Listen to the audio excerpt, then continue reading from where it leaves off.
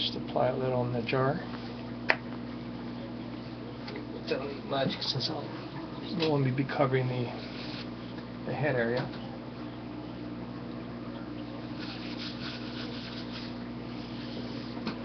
Gotta give the brush about a minute or so to set in there and get saturated with this solution in order to soften up. Right now the brush is a little clunked together because of yesterday's application.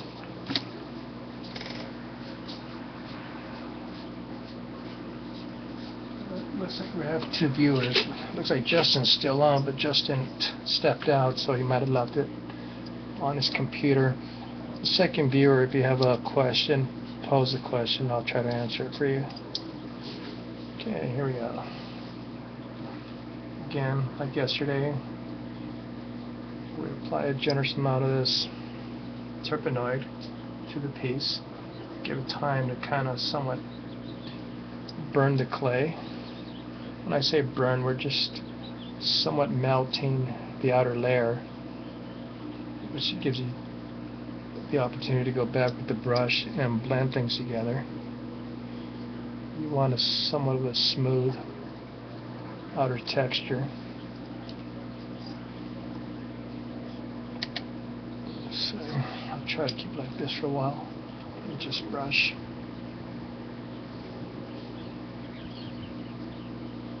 The ears, for the most part, I think they're just about done.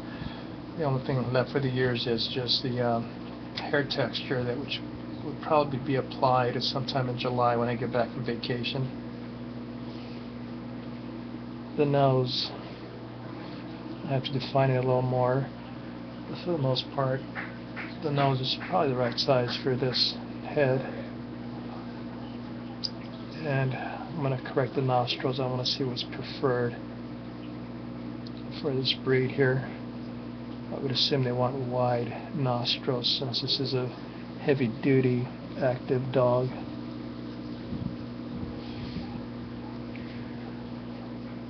I went online yesterday and I found a video on YouTube that was put out by Animal Planet, referred to as Dogs 101, and it covered the Ridgeback. They had contacted me probably about a year and a half ago. That was the Bravo. No, that was Animal Planet for this particular Dogs 101 for the Ridgeback segment of it.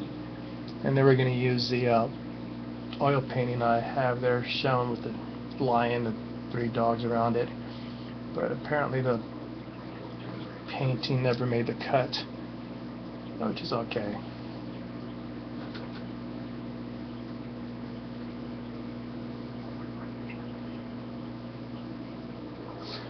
Maybe they'll use it for some other segment since I did sign a release for it.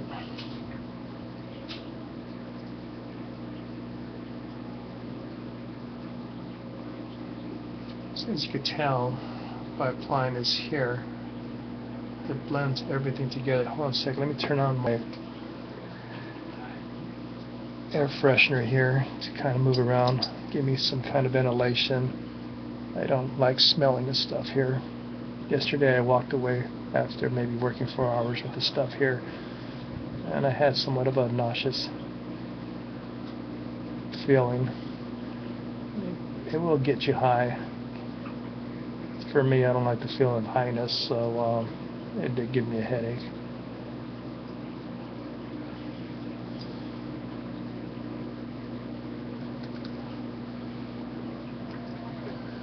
Like this here.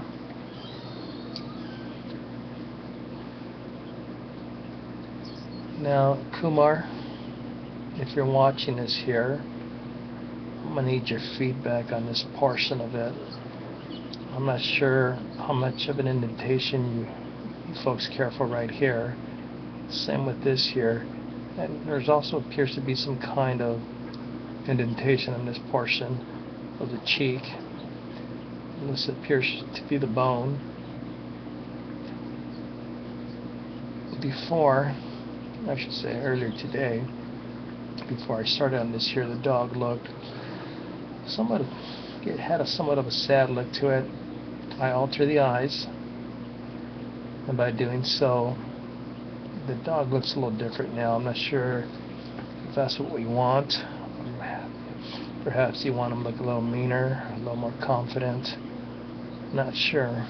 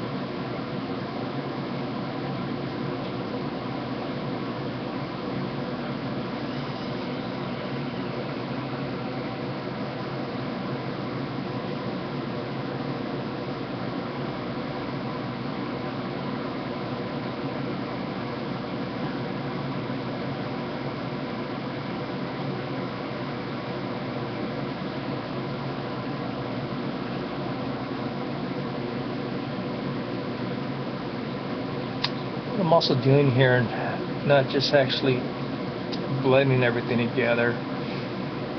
Once the clay has time to somewhat get saturated with this terpenoid,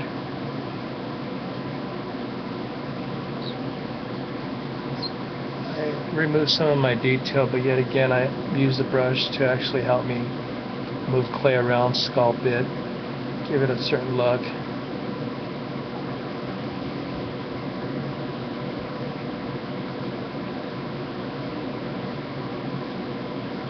This is a soft brush.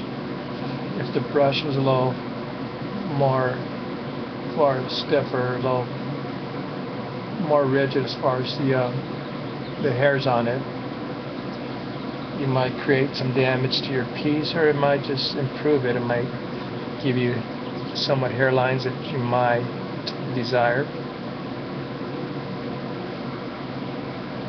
But for this here, I'm not really interested in applying too many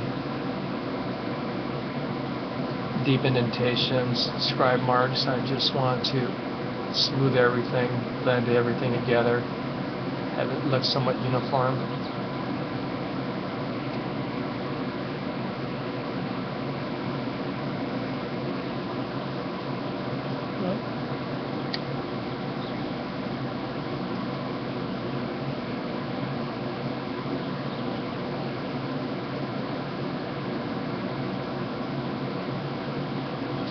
Let's see if anyone posted a message.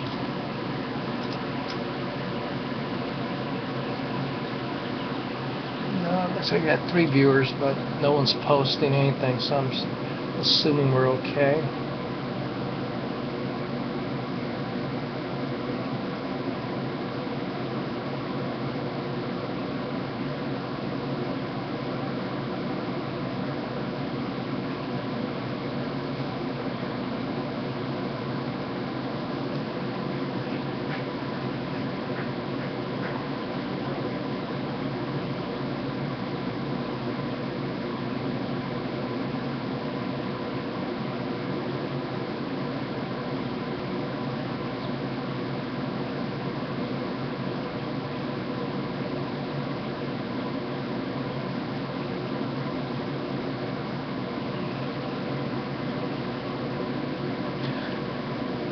Here, I'm not sure if they prefer this dog to have a puffy cheek here. Well, I shouldn't really call it a cheek. It's not really a cheek.